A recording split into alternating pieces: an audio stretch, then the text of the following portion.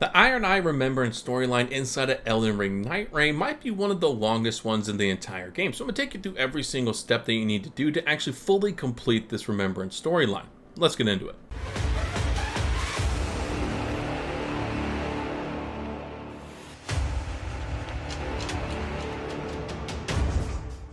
Now, just like every Remembrance storyline inside of this game, you have to play as Ironeye and progress through the game by defeating Night Lords and simply playing through expeditions to unlock certain chapters in the journal in the Round Table Hold. To interact and start the very first Remembrance for Ironeye, you have to get to Chapter 4. If for some reason you're having a hard time having Chapter 4 show up, you probably just need to go and defeat another Night Lord. Now, when you start this Remembrance, you'll be transported to a different version of the Round Table Hold. As soon as you do that, you want to open up your map, and it's going to show you that the Priestess has an icon above her head. All you have to do is go and find the Priestess right before you can go down to the crypt, and you have to have a conversation with her and exhaust every little bit of dialogue that she has for you. Eventually, she's going to ask you to go on an expedition to find and fight someone very particular inside a Limfeld. Now, here's where it becomes very important of what you do next. You need to stay inside of this Remembrance and start an expedition while you're still inside of this Remembrance. If you postpone this Remembrance or leave this Remembrance by switching characters or going through the journal once again, you will not be able to continue and complete this Remembrance until you come back into this Remembrance through the journal, aka just stay in this Remembrance and go into Limfeld and complete your objective. Now, when you arrive inside of Limfeld, you'll be notified immediately with a marker on the map that you have to go to. This is also going to be marked as your personal objective. For this particular instance, you have to go and defeat a copy of yourself. It does not matter how you defeat this copy of yourself, just as long as you do defeat this copy of yourself. Once you have done this, you'll be given a lot of runes for your trouble, and also you'll be given a letter that you now need to just go and either complete this expedition by defeating the Night Lord, or just failing this expedition, just don't quit the game. Once you are back at the Round Table Hold by either defeating the Night Lord on the expedition you went on, or simply by failing and being teleported back to the Round Table Hold, go back to the Priestess and interact with her and give her the letter. Exhaust all of her dialogue, and eventually you'll be told that this Remembrance is complete. A teleporter will be open for you that allows you to leave this Remembrance at any point. Once you exit that Remembrance, you'll be given two things. One is the Ironeye's Chalice, and the other is going to be a cracked ceiling wax, which is two different things you can use inside of the Relic Rites table to change up your loadout for your expeditions. Now, your next Remembrance is going to be available to you as Ironeye when you reach Chapter 6. Once again, if you're having trouble unlocking this chapter, you probably just need to go and defeat any of the Night Lords until you get a memory has been found and you have this chapter available to you inside the journal. Now, when you arrive inside of this Remembrance, you'll notice on your map there isn't any indicator of who you need to go and talk to, but you will notice when you look at the crypt that the Priestess and a copy of yourself is going to be inside the crypt. So, by deductive reasoning, we should probably go and investigate the crypt. Once here, you can interact with the Priestess if you want, but the main objective that you need to do is go and interact with a copy of yourself, which is going to be someone from the same mercenary force that Ironeye is from.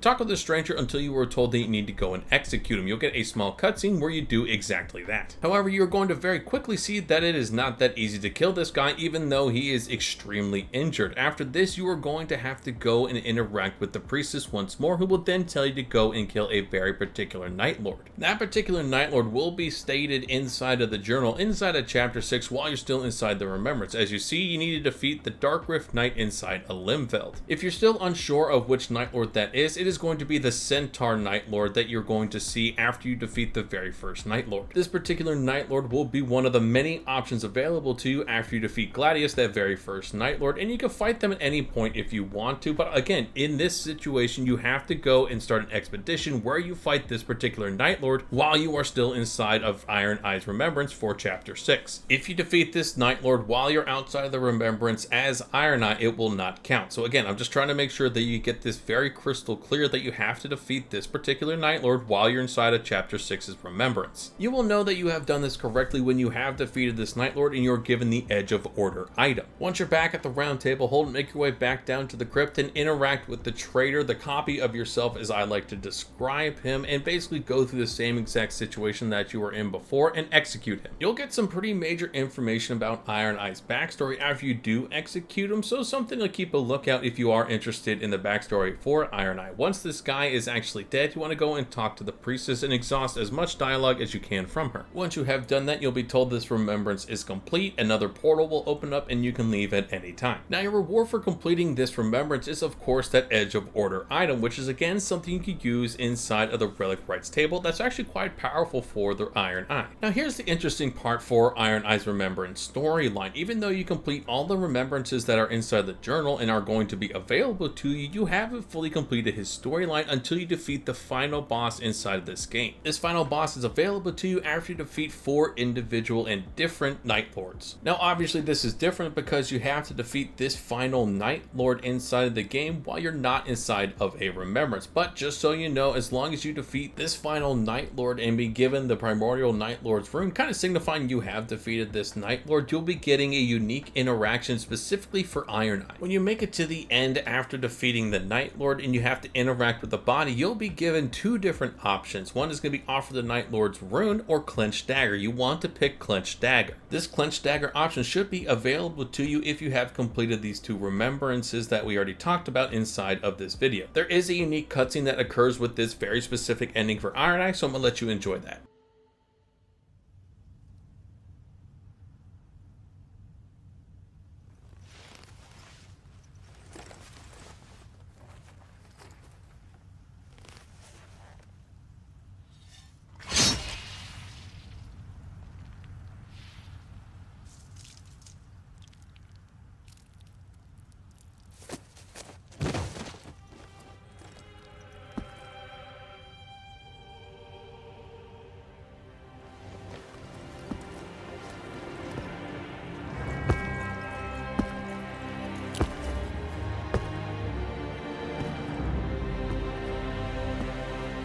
The night is far from over.